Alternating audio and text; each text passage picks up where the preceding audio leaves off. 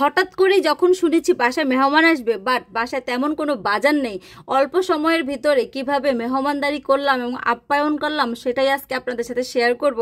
আরেকটা কথা, আপনাদের কি কখনো এমন হয়েছে যে হঠাৎ করে বাসায় গেস্ট চলে আসছে বাট বাসায় আপ্যায়ন করার মতো কিছু নাই? তখন আপনারা কি করেছিলেন অবশ্যই কমেন্ট করে জানাবেন। আসসালামু আলাইকুম আপু ভাইয়েরা, কেমন আসছেন? চলে আসলাম আরেকটি নতুন ডেইলি লাইফ ব্লগ নিয়ে, আমি রিসনা।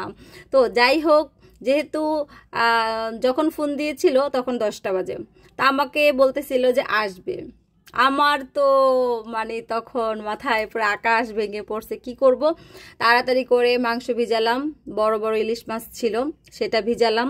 এরপরে যেহেতু 10টা বাজে, আমরা সকালের নাস্তাটাও করি নাই, তো সেক্ষেত্রে সকালের নাস্তা এবং মাংস ভিজতে, তারপরে হচ্ছে ইলিশ মাছ ভিজতে সময় লাগবে। তো আপাকে বললাম, আপা যা আছে তাড়াতাড়ি করে সেটাই রান্না করে ফেলি। তো আগে পোলাওটা করে ফেললাম। সচরাচর পোলাওটা কিন্তু আমরা একটু শেষেই করি মেহমান আসলে, যে গরম গরম খাবে, তো চিন্তা করলাম গরম করে দিব, সমস্যা কি। একদিকে ওগুলা ভিজলো, অন্যদিকে আপা কাটাকাটি করলো, আমাদের নাস্তাও হলো, এদিকে দুই চুলায় দুটো হয়ে গেল। এদিকে ডিম ভুনাও করব, ডিমের কোরমা করব।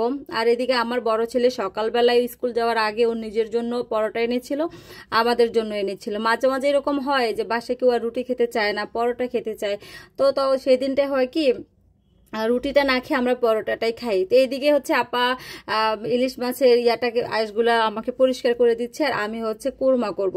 আর আপনারা তো জানেনই আমি কোরমা পারি না, আমি হচ্ছে আন্দাজে একটা রেসিপি বানায় নিজের মতো করে একটা কোরমা রান্না করি। তো এইদিকে হচ্ছে আর গরুর মাংসের পরিমাণটা একটু বেশি করে নিয়েছি, যেহেতু আইটেম অত বেশি না, খুব সিম্পল, সেই ক্ষেত্রে একটু গরুর মাংসটার উপরেই যেন চাপটা পড়ে আর যেন 2-3 বেলা হয়ে যায়, মানে সেটাই। আর আচ্ছা, আরেকটা জিনিস কি জানেন, আমার মনে আছে আমার যখন বিয়ে হয়েছিল আর অনেক বছর আগে, আমার হাজবেন্ডের ফ্যামিলির মনে এমন মহামূল্যবান একজন গেস্ট আসছিল, যিনি আমার মাথার উপরে, মানে উনি আমার কাছে অনেক কিছু। সেই দিন আমার বাসায় একটা চিনিও ছিল না, তারপরে হচ্ছে তাকে যে শরবত করে দেবো কিচ্ছু ছিল না। সেই আপনাদের ভাইয়া দোকান থেকে আসার সময় সব কিনে নিয়ে আসছে, এরপরে সব করলাম। আর আগে এত চালাকও ছিলাম না, একটা হাবু মার্কা ছিলাম, যে তাৎক্ষণিক অনেক কিছু করে ফেলে। এখন যেরকম বাসায় কিছু না থাকলেও অনেক কিছু করে ফেলতে পারি, মানে 10 মিনিটে করে ফেলতে পারবো কিচ্ছু না থাকলেও, বাট তখন একটু হাবুই ছিলাম। তো যাই হোক, আসলে আপনাদের কি কখনো কারোর সাথে এরকম ঘটনা ঘটেছে কিনা অবশ্যই বলবেন। আর এদিকে হচ্ছে আমি করলা ভাজিটাও দেখলেন করে ফেলেছি, এরপরে হচ্ছে আমি ডিমের কোরমাটাও করেছি, এগুলো সব শেষ। এবার হচ্ছে চুলায় আমি মাংসটাও হাতে মাখিয়ে বসিয়ে দিলাম। এরপরে ইলিশ মাছটাও একদম সাইজ করে নিজের হাতে কেটে ধুয়ে নিলাম, আর একটু মোটা মোটা করেই কেটেছি। ইলিশ মাছ ভেজে তারপরে হচ্ছে ভুনা করব। আর করলা ভাজিটাকে বেশি একটা পোড়া করব না, কারণ দেখা গেছে কি আমরা একরকম খাই, সবাই হয়তো দেখা গেছে পোড়া বা কাঁচা, তো চিন্তা করলাম একটু মাঝামাঝি টাইপের রাখি। এই তো হয়ে গেল। আর বললাম না যে অনেক সময় যে রোস্ট করি নাই, বাসায় মুরগি ছিল না, যেটা সত্য কথা। এখন বলবেন যে আপু আনাও নাই কেন, ঠিক আছে। এখন দেখা গেছে সে পরিস্থিতিটা ছিল না, তাড়াহুড়ো করে আবার ভাবছে ওরা থাকবে। তো যাই হোক, রাতের বেলা কিন্তু আবার বড় চিংড়ি মাছ টাছ মুরগি টুরগি আপনাদের ভাইয়া বাজার করে নিয়ে আসছে, রাত্রে আবার রান্না করা হয়েছিল। তো সেগুলো কিন্তু আর ভিডিও করা হয় নাই, কারণ এত কথা আর এত গল্পের ভিতরে ছিলাম যে রান্না করতে করতে তখন আমার রাত্রে চিংড়ি মাছ ভুনা টুনা করতে প্রায় রাত্রে 10টা 10:30 বেজে গেছিলো। এইদিকে হচ্ছে